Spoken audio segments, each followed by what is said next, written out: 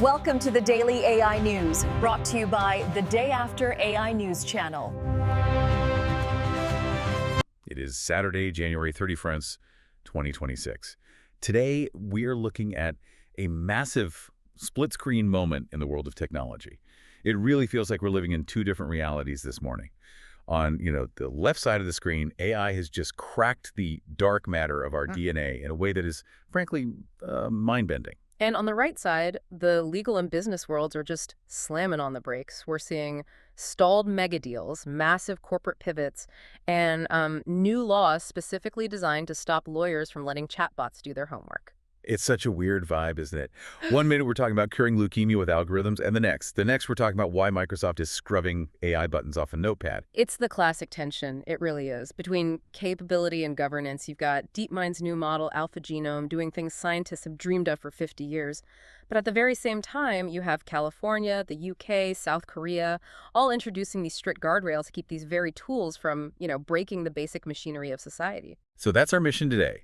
We're going to explore how AI is mastering the biological code while we humans are really struggling to write the legal code to control it. And we have to start with the science, because this DeepMind paper in Nature, it's heavy. Volume 649, they're calling it AlphaGenome. And this is a significant leap, a truly significant one. To understand why, you have to realize that for a long time, AI genomics models were a bit like people with bad eyesight trying to read a billboard from a mile away. Okay, walk me through that analogy. So previous models had this brutal trade-off. They could either look at a really, really long stretch of DNA, but get a very blurry, low-resolution picture, or they could focus on a tiny, tiny snippet in super high definition. They just couldn't do both. So you either see the whole forest, but can't tell what kind of trees they are, or you see a single leaf in perfect detail, but you have no idea where it is on the map. That is exactly it. And AlphaGenome gets rid of that trade-off entirely. It takes an input of 1 million base pairs of DNA sequence at once. Whoa, hold on. 1 million? For context, what were the old models doing? What was the standard? The standard. Well, typical context windows were often in the range of maybe 4,000 up to maybe 32,000 base pairs if you were lucky. So jumping to 1 million is it's massive. And crucially, it doesn't lose focus. It can predict biological function with single base pair resolution across that entire 1 million letter span. Okay, but let me play devil's advocate here for a second. Why do we need to look at that much DNA at once? I thought we basically understood the genes, the parts that make proteins. Isn't that the important stuff? That's the common misconception, and it's a huge one. The coding part, the genes that actually build the proteins that make up your body, that's only about 2% of our genome. 2%? Yeah. So what's the other 98%? Historically, scientists called it junk DNA. They literally thought it was just evolutionary leftovers. But we now know it's actually the regulatory code. It's the dark matter of the genome. It determines when a gene turns on, where it turns on, and how much of a protein it makes. So if the genome is a cookbook, the genes are the ingredient list. But the dark matter is the actual instructions on how to cook the dish. And not just how to cook it, but when to serve it and who gets to eat. And here's why that long context window is so critical. DNA is folded up inside the nucleus of a cell. It's this complex 3D structure. A regulatory switch, essentially an on button, might be hundreds of thousands of letters away from the gene it controls in the linear sequence. But because it's all folded up, they might be touching each other in 3D space. Exactly. And if you're only looking at a short little snippet, you miss that connection entirely. It's invisible. That's why AlphaGenome uses what's called a UNet-style architecture. UNet. I feel like I've heard that term before, maybe in image recognition. That's the right connection to make. Think of it this way.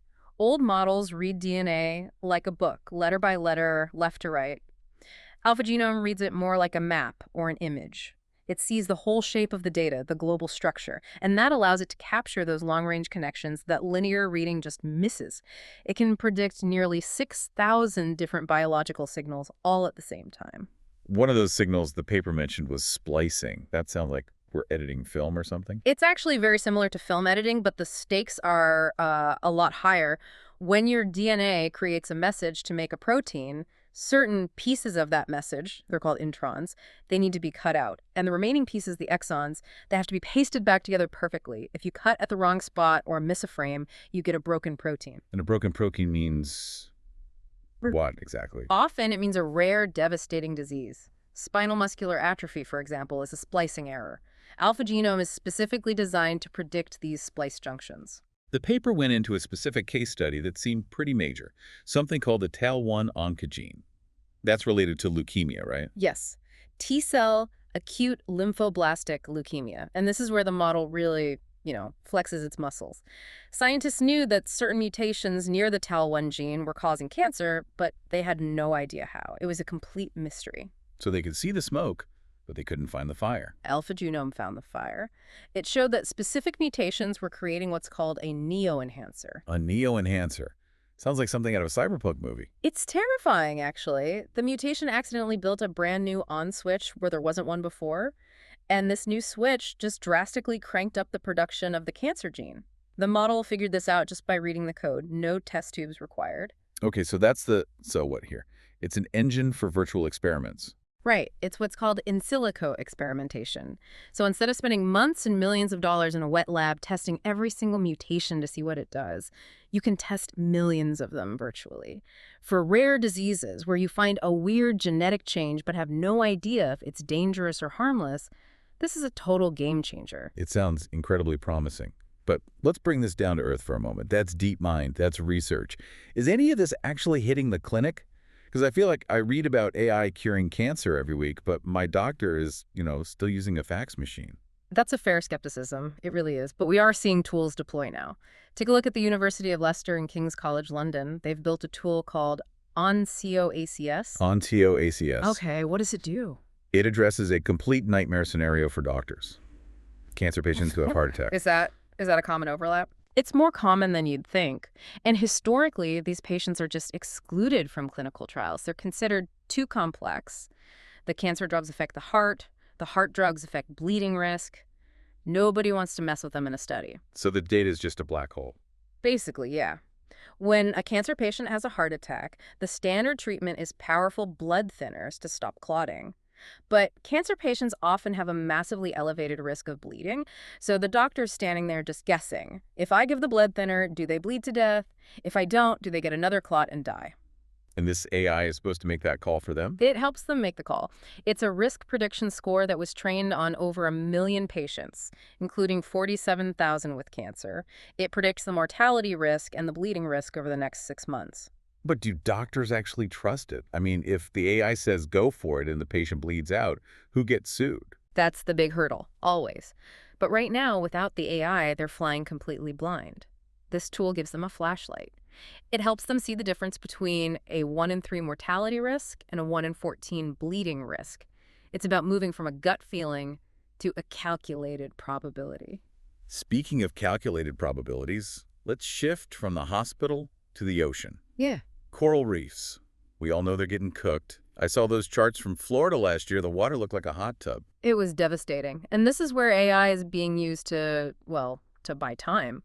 The University of Miami built a model using XGBoost, it's a type of decision tree algorithm, to predict heat stress on reefs. Predicted how far out? I mean, weather forecasts are usually garbage after about 10 days. That's the breakthrough here. They can predict moderate heat stress up to 6 weeks in advance. 6 weeks? Okay, but what does a coral reef conservationist do with 6 weeks? You can't put a giant air conditioner on the ocean. You can't cool the ocean, no. But you can move the babies. Oh, the babies. Coral nurseries. If you know a major heat wave is coming in a month, you can physically move those nursery structures into deeper, cooler water. Or you can even pull them into land-based tanks until it passes. That sounds incredibly labor-intensive. It is. But if you don't do it, they all die. The model is generally accurate to within about 1 week of the onset of the stress. In conservation, time is the only resource you can't buy, so AI is basically manufacturing a little bit more of it. So out in the ocean and in the clinic, AI is buying us time. But if you look at the corporate headquarters, the strategy seems to be different. They're not trying to accelerate. They're trying to tap the brakes. The vibe shift in business is palpable. It really is. We're seeing a massive pullback from that AI everywhere narrative we heard so much about last year. And the biggest signal here has to be Microsoft. Reports are coming in that they are walking back their really aggressive AI push in Windows 11. They're rethinking those Copilot buttons that are plastered on everything, Notepad, Paint, you name it. It's a direct response to what users are saying. There's a term that started floating around the internet to describe these features. Winslop. Winslop. That is visceral. But I get it. It just feels like clutter. It feels like a solution in search of a problem. Does anyone really need an AI chatbot to help them write a grocery list in Notepad? Probably not. And then you add the whole recall feature disaster on top of that. Oh, right, the feature that takes screenshots of your laptop every few seconds? Who thought that was a good idea? Exactly. It was a privacy nightmare just waiting to happen. So Microsoft is pivoting. They're moving from AI in your face to AI under the hood. Things like semantic search, better file organization stuff that actually works without nagging you. But it's not just Microsoft realizing the hype might have outpaced the reality. There's a huge story brewing with Nvidia and OpenAI. I mean, we all thought they were the ultimate power couple. OpenAI needs chips, Nvidia sells chips. But now we're hearing a $100 billion investment round has stalled. And this is where the economics get really interesting and maybe a little concerning. Reportedly, Jensen Huang, the CEO of Nvidia, expressed concern about OpenAI's lack of discipline. Lack of discipline. That's just code for you're burning money way too fast, isn't it? It is, but there's a deeper, more structural fear here. It's about circular revenue. Okay, break that down for me. Right. So imagine Nvidia invests $1 billion of cash into OpenAI. OpenAI then takes that same $1 billion and immediately gives it right back to Nvidia to buy more chips. So the money just moves from the left pocket to the right pocket. Precisely. On paper, Nvidia books that as $1 billion in new revenue. It looks like incredible growth. But no actual external cash ever entered the system. It's an echo chamber, not an economy.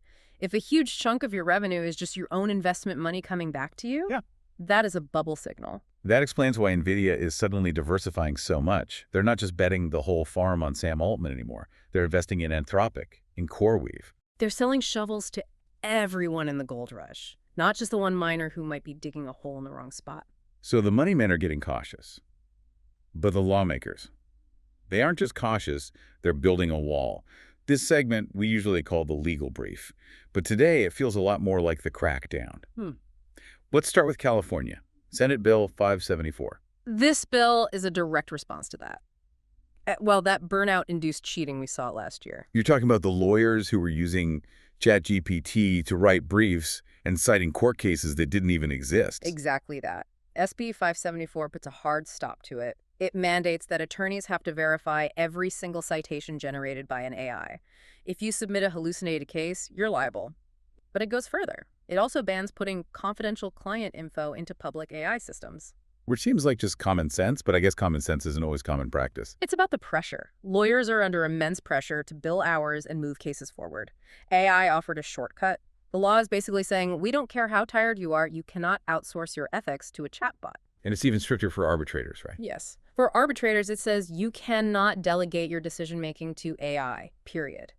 And if you use it at all in your process, you have to disclose it. We are legally codifying the human in the loop. Okay, let's move across the Atlantic to the UK. The Competition and Markets Authority, the CMA, is going after Google. This is about those AI overviews that push all the actual search results down the page. This is a battle for the survival of the entire media industry. Right now, publishers are caught in a trap. If they block Google's AI bot from scraping their content, Google penalizes them by basically removing them from search entirely. So it's an ultimatum.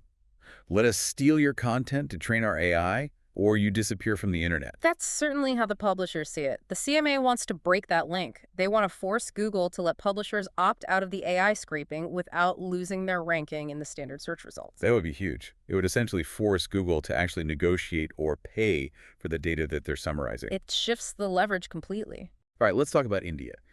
This one caught my eye because it's not really about money, it's about identity. The Delhi High Court issued a restraining order involving the son of a politician. Yes, Akira Nandan. Someone used AI to generate a film using his likeness, his face, his voice, all without his consent. And the court just shut it down. Immediately. But the ruling itself is what's really important. They framed it as a violation of personality rights. It sets a precedent that your face and your voice are your property. You can't just digitally clone a person for a movie or an ad or a political campaign just because the tech makes it easy. It's the weaponization of technology. That is the exact phrase the court used. Okay, finally, South Korea. They're claiming a world first with their new AI Basic Act. But looking at the details, it kind of seems like they're trying to have their cake and eat it too. That's the ultimate regulator's dilemma, isn't it? South Korea wants to be a top 3 global AI power. They don't want to kill the golden goose. So the law mandates things like watermarking for AI content and strict risk assessments for what they call high-impact AI. So medical diagnosis, loan approvals. The high-stakes stuff. Right. But civil society groups are saying it's too weak, that it's filled with loopholes for human involvement that let companies off the hook. Meanwhile, 98% of startups are saying they aren't ready to comply and that it's going to crush them. So basically everyone is unhappy. Which usually means it's a real compromise. So let's zoom out here. We have this really clear dichotomy today. On one hand, we have AlphaGenome reading 1 million letters of DNA to find the hidden switches that cause cancer. It's high context, high speed, and deeply complex. And on the other hand, we have lawyers drafting deals in California to make sure a human actually reads a legal brief before filing it. We have businesses realizing that win-slop isn't a product strategy. It feels like we are rushing to trust AI with the incredible complexity of our biology predicting heart attacks, decoding genomes, yet we're increasingly terrified to trust it with our bureaucracy. It's a fascinating paradox. We are comfortable with AI as a scientist, but we're deeply, deeply suspicious of AI as an administrator. Maybe that's because biology has rules that don't really change, but our laws are all open to interpretation. That's a very good point. Gravity is gravity, but what constitutes fairness is completely subjective. So here's a final provocative thought for you to chew on today. If AI continues on this trajectory, it might become the best doctor in the world, capable of reading your genome and predicting your heart attack risk better than any human ever could. If that happens, will we still care that it's a terrible lawyer? Or will we eventually just reshape our laws to fit the AI, just as we're reshaping our medicine? That's the question of the decade, isn't it? Do we change the tool to fit us, or do we eventually change ourselves to fit the tool? Thanks for diving deep with us. See you tomorrow.